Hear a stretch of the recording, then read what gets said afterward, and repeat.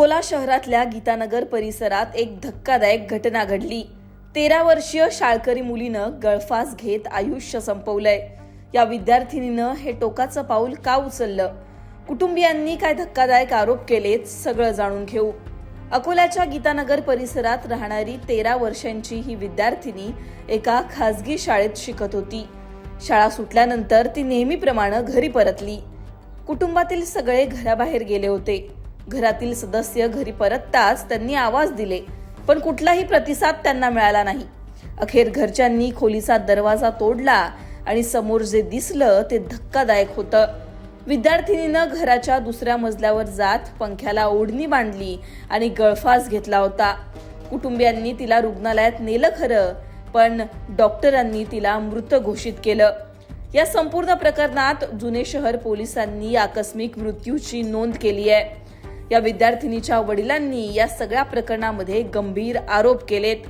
मुलगी ज्या शाळेत शिकायची तिथे एक मुस्लिम मुलगा तिला सतत त्रास द्यायचा, तिची छेडछाड करायचा असा आरोप विद्यार्थिनीच्या घरच्यांनी केलाय। हा मुलगा माझ्या मुलीला त्रास देतोय हे आम्ही त्याच्या वडिलांना देखील सांगितलं होतं, तरीही त्याने तिचा पाठलाग सुरूच ठेवला, तिला त्रास देणं सुरूच ठेवलं असा आरोप विद्यार्थिनीच्या वडिलांनी केलाय।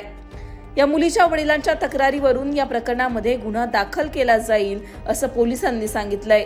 पोलिसांनी या प्रकरणामध्ये नेमकी काय माहिती दिली आहे तेही पहा। आज पोस्टेला माहिती मिळाली की पोस्टे हद्दीतील एका खाजगी शाळेतील शाळकरी मुलीने आत्महत्या केल्याच्या माहितीवरून पोस्टेला तात्काळ संदर्भित ठिकाणी घटनास्थळी भेट देण्यात आली आणि त्यानंतर पोस्टेला ईडी दाखल करण्यात आलेली असून त्या अनुषंगाने तपास सुरू आहे।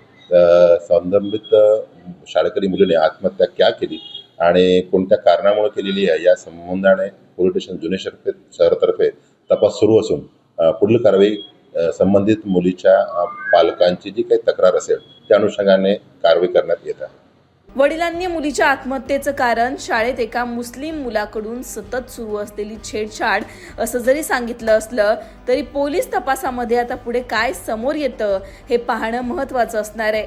तुम्हाला या सगळ्या प्रकरणावर काय वाटतं कमेंटमध्ये सांगा। लोकमतला सबस्क्राईब केलं नसेल तर सबस्क्राईब करायला विसरू नका।